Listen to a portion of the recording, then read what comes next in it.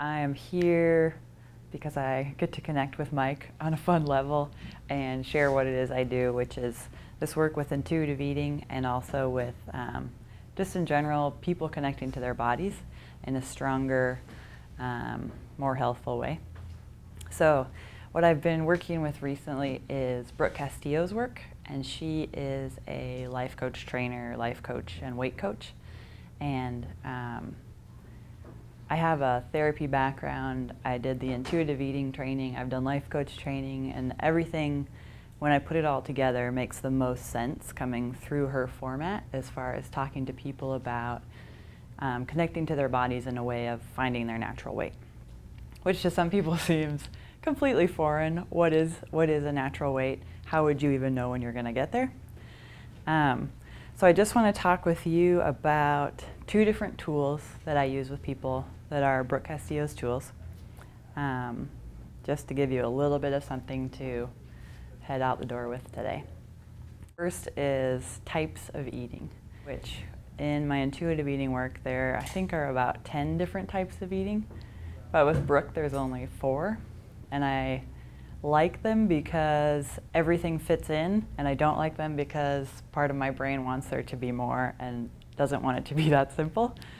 But the 4 types of eating, and you have them on your sheet there, is number 1 is fuel eating. So fuel eating is all the food that we eat that goes into our body when we need it and that works well for us. So I could eat ice cream every day, all day, and if that felt really good for me and it kept me energized and it worked well in my body, that would be awesome. I could do that. When I was hungry, I ate ice cream. For me, that doesn't work. I've tried it. But it's kind of shooting for 90%. So 90% of the food that goes into your body is food that your body is using to make it work well. The next type is joy eating. And joy eating only lasts as long as it's completely joyful to do. So if I'm going to eat pizza as a joy food, it has to be the best kind of pizza that's my favorite, and I only take as many bites as are actually bringing me joy and feeling really good and not feeling any guilt and not being over full. And a lot of people mix joy eating with forbidden foods from old diet mentality stuff like, oh, we're not allowed to have pizza, chips, whatever on a diet, so that must be what it is. So I'm going to joy eat all these forbidden foods, when in reality, after a while, usually what we think of as forbidden doesn't always taste as good as we hoped it would or we always thought it would because it had that kind of magical forbidden power. So the idea with joy eating is to have that be about 10%. So 90% fuel and 10% joy. And there's 2 more categories, the fog eating and the storm eating. Fog is I'm sitting on the couch and there's a commercial break and I realize the entire bag of chips are gone. And I'm wondering who ate my chips. But I'm the only one on the couch.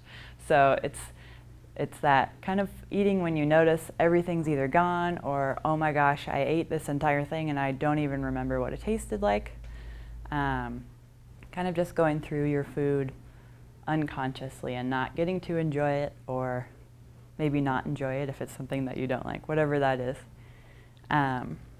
But the moment that you realize you're doing a fog eat, it becomes something else. So if you're conscious, it either switches into, all right, I am really hungry and I want to enjoy this meal, so I'm going to continue eating consciously and pay attention to how full am I, how satisfying is this, do I like the flavor?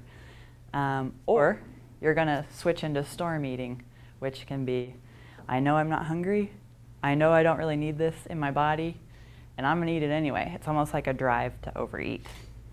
So that's the stormy, I feel stressed, I feel like crap, I feel anxiety, and I'm headed for the cupboard and I'm opening something up and I'm just going to eat it even though I know it's not for fuel or for joy.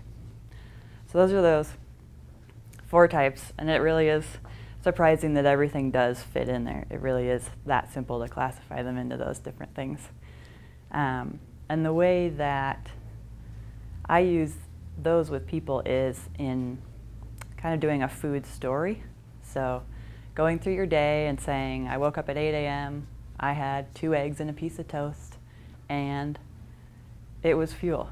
I ate until my body was satisfied. I didn't feel like I overate. That was great. Or I watched a movie tonight and I realized I ate an entire tub of red vines and I barely remember. So that would have been a fog. And this really ties in with a second tool that I'm going to talk about, which is the hunger scale.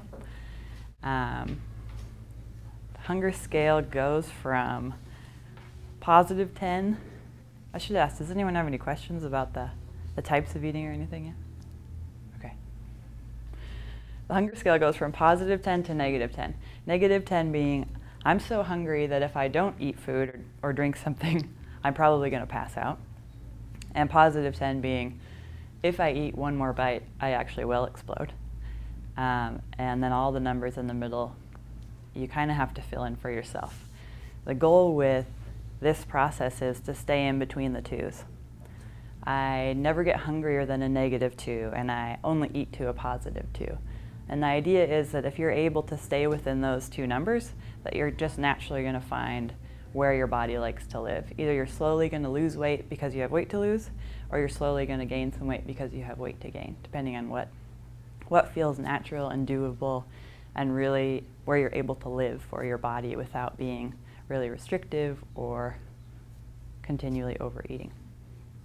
So a 0 is a place where I'm not hungry at all, I'm not full at all, I'm just fine, I can go about my day, I don't need any food, and everything's fine. -1, there's just a little bit of hunger, you're kind of noticing it, you don't have to eat, but maybe if it's 2 hours till dinner, you want to have a little snack so you know you can make it. -2 is you're starting to get that hunger pang, or your stomach is growling. You're not all the way into a hunger headache. You're not hangry, so hungry that you're angry. You're not about to pass out. And the reason we want to stick to eating at a -2 before we go below that is no matter who you are, whether you're Michael Phelps or your next door neighbor or your friend who's always been really skinny even though they eat whatever they want, if you get too hungry, you're most likely going to overeat. It's pretty much just the way we're set up. So staying -2 and above is just kind of a safe way of saying, if I don't go below that, I'm probably better able to stop at 2. So I know that if I get to a -4, I'm probably going to eat to a 3 or a 4, because it's just takes too much time for my body to catch up with my brain and say, hey, slow down. Staying at the 2 is the interesting place, because it's where you want to stop eating, where you still feel like you have energy. I can get up from the table and go and do what I want to do, and I don't feel like I need to go take a nap, or I'm really sluggish, or I think we all know those feelings.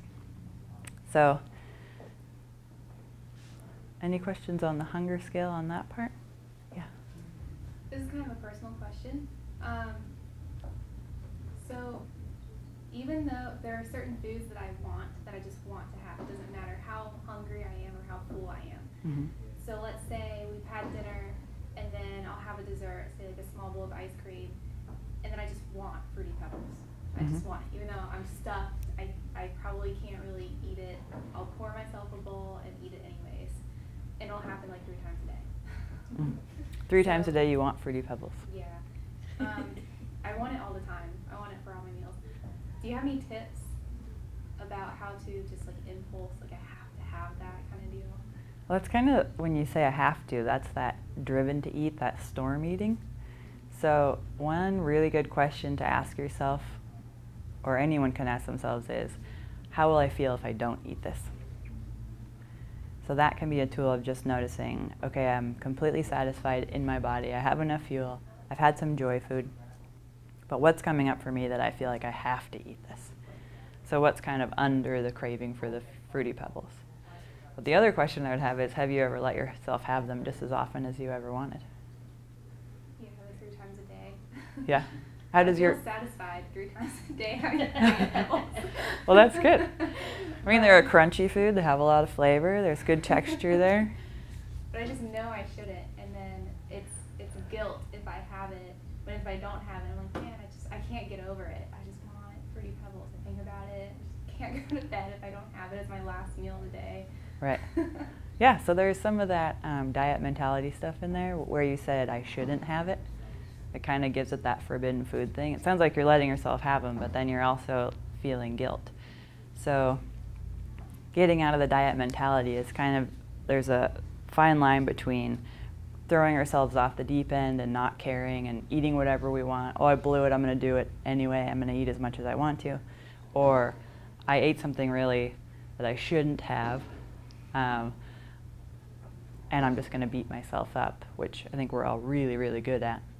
But finding that middle place of being more, I guess, intimate with yourself and with your choices, just what's going on for me? Why do I want this? Why do I have to feel guilty for eating cereal? So what's your question now? Like, how did that help you? I guess it helped me just to think and ask myself more, stop before I reach for the refrigerator for the milk kind of deal. Mm-hmm. Really just second guess yourself, I guess. Or what if you had it before dinner? I've never tried that. I mean, one thing that a lot of us do is, I really want a cookie, or I really want Fruity Pebbles, so I'm going to go eat some protein and some vegetables and a granola bar because it's healthier, and then I'm going to have a banana with peanut butter, but eventually I'm still going to eat the cookie anyway, and I might end up eating 4 of them because I've already completely blown it. I'm not really going to enjoy it, so it's not going to be satisfying because I'm not hungry because I ate all that other stuff. So if I let myself have what I'm craving in the first place, are the calories going to be less anyway? Okay, that helps. Yeah. Thank you. So cravings are interesting. A lot of times they're not necessarily from our body, but they're from our brain, from all the things that we say. You can't do that, you can't have that, that's not right, that's not good, that's all this dieting mentality that's really wrapped up in everything. But the things to watch out for is when you have the word should. That's kind of a telltale that I'm doing something that I think I shouldn't be doing. Well, why shouldn't I be doing that? How do I really feel about it versus how do I think that the world feels about me doing this? Yeah, nothing wrong with a little bowl of cereal every once in a while. So it seems like the fog eating and the storm eating more so is almost an addictive behavior. When people get into that, what do you recommend for, like, if we're working with a client who tends towards that behavior? Tends towards having no idea what they ate? Towards knowing that they're overeating. Okay. And just doing it anyhow. Uh-huh. And knowing that they don't want to, but doing it. So what's the advice to give somebody else who does that? I think, again, that same question is what would happen if you didn't eat that? Because that gets to, well, what are you driven to eat for? Usually, if we're overeating, it's because we want to feel different. You know, if I feel an emptiness in my body, even though I've just eaten a whole bunch of food, one thing I know is that if I become overfull, I'm going to feel different than empty. I'm going to feel overfull. So it gets into feelings territory, if you're comfortable with that with your clients. But the other thing to practice with people is they can eat as much as they want, they can overeat if they want to, but just ask them to take a break. Like, can you have 10 minutes or 5 minutes or whatever it is where you feel that feeling anyway? Because the reason a lot of people are overeating is they don't believe they can do it. It's letting them know, like, hey, you can do stress, you can do anxiety, you can do empty. Like, what does it feel like? If you ride it out, I bet you're gonna survive. I guess I do like a lot of fog eating on like the TV, and so I know I'm gonna do it. So before I'll like buy pretzels or popcorn or something that I feel is a little bit better, so, and then afterwards. But I was thinking with, I guess, food journaling, so you can go back and read it, that would probably help, I'm guessing, with going back and seeing your tendencies and what you're doing. Yeah, because then you can see the patterns for and sure. So you would recommend the Definitely. food journaling and everything. That's one thing I start with all my clients when they first start out, is doing these food journals or food stories. And it's not necessarily because I'm looking at the foods they're eating, it's I'm looking at the patterns. It's like, well, you always wait 7 hours between meals, between your lunch and your dinner, when we all know the human body needs to be fed every about 3 to 5 hours, depending on who you are. I need to eat about every 4 hours. So what would happen if you had a snack, or you came home and ate a mini meal, or whatever you want to call it? Yeah, but just looking for all those patterns, and pretty much guaranteed, no matter who you are, if you start doing the food journaling, you're going to end up losing a little bit of weight, if you have weight to lose. Yeah. So your thing is called intuitive eating. That's what you teach? That's one of my trainings, and I use a lot of it intermingled with Brooke Castillo's book, If I'm So Smart, Why Can't I Lose Weight? And I've trained with her as well. Okay. So what is, can you define what intuitive eating is? Yeah. Intuitive eating is the process of getting to know what your body wants and then answering it. So it's building up trust with yourself again, because diets have taught us to completely shut off that connection. So I want this, but I can't have it, or I want to go be on a meal plan so that I don't have to deal with my body's signals.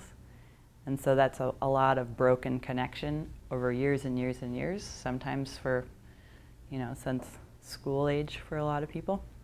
So it's the process of spending a lot of really detailed time getting connected back with your body and learning that your body is trustworthy. So, because diets pretty much tell us that you can't trust your body, but it actually is a fairly trustworthy machine once you learn how to listen. Yeah, so the food journal, just to kind of sum up what it looks like when I'm working with people, or if you want to try it out, is the time that you ate, what kind of eating it was, and it was a fuel eat and it turned into a fog. I realized I was just still at the table picking at stuff, and then I stopped. Or I realized I was picking at stuff and then I kept going, so it's fuel to fog to storm. And it's how hungry was I when the meal started. I was at a -4. I was overly hungry because of whatever. And I ended up eating to a 5, and now I feel like crap. I don't want to get that hungry again. So it's looking for those self-care patterns for yourself, like, okay, I need to bring a snack in the car after work, or I need to make sure that I feed myself before I feed my children, otherwise I'm going to overeat every single night. Or I realize I'm so tired I'd rather take 5 minutes and take a mini nap than eat a bag of chips. So whatever those things are that are falling out of the food journal, I'm really more interested in what's the story behind it. So I don't care what the food is that people are writing down. It's what was going on for you, and how come you're fog eating every day at 10 a.m. and those kind of things.